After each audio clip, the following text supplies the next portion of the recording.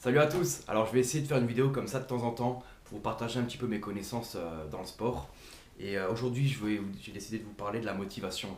Vous voyez ça, c'est un cahier d'entraînement, un carnet dans lequel je note tous mes expériences sportives avec les sportifs, des choses sur la motivation, plein de choses. Et donc aujourd'hui j'aimerais vous partager quelques connaissances sur la motivation.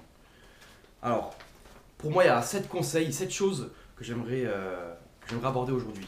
La première chose, quand on veut être motivé pour un sport, c'est quoi? C'est déjà avoir un projet sportif clair. Plus votre projet sportif va être clair, plus ce sera précis dans votre esprit et plus vous avez de chances de l'atteindre.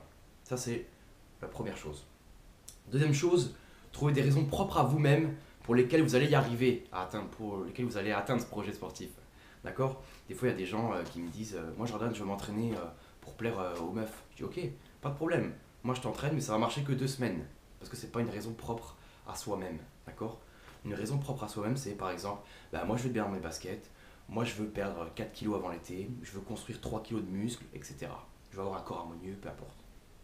Ça, c'est des raisons propres à vous-même. Donc, deuxième conseil, trouvez des raisons propres à vous-même pour lesquelles vous allez réussir. Troisième chose, tenir un carnet d'entraînement. Ça marche. Même nous, les coachs, on le fait. On a un cahier d'entraînement dans lequel on note les choses à améliorer pour la prochaine fois. Qu'est-ce qui était bien dans la séance du jour, euh, quel était notre ressenti de 1 à 10.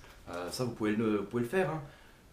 Par exemple, aujourd'hui, ma séance, je l'ai trouvée facile. Donc, je sais pas moi, 5 sur 10.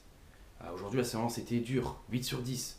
Bon, moi, je vous conseille de vous situer au niveau de l'intensité, si vous devez noter de manière le plus objective possible, entre 6 et 8. D'accord? C'est là que vous allez progresser. Si c'est trop facile, vous ne progresserez pas en fait dans votre séance. Donc, notez toutes les bonnes choses que vous voulez, mais en lien avec votre séance. Ça vous permettra de vous améliorer avec le temps. Ça, c'était pour le cahier d'entraînement. Ensuite, partagez votre sport. Ça, c'est le quatrième conseil. Partagez votre passion, partagez ce que vous aimez. En discutant, en échangeant, vous allez apprendre des choses et vous allez côtoyer des gens qui sont aussi passionnés que vous. Cinquième chose, entourez-vous de gens qui sont motivés et qui sont même plus motivés que vous. Parce que ces gens-là, ils vont vous pousser vers le haut, ils vont vous tirer et vous allez faire des bonnes séances comme ça.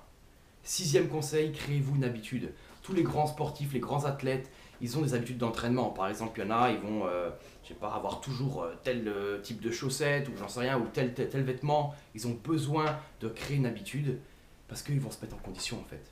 Et en faisant ça, ils se préparent à faire du bon boulot tout simplement. Donc créez-vous une bonne habitude. Dernier conseil, septième, c'est visualiser la réussite. Visualisez-vous dans ces prochains mois. Visualisez déjà les choses que vous voulez accomplir.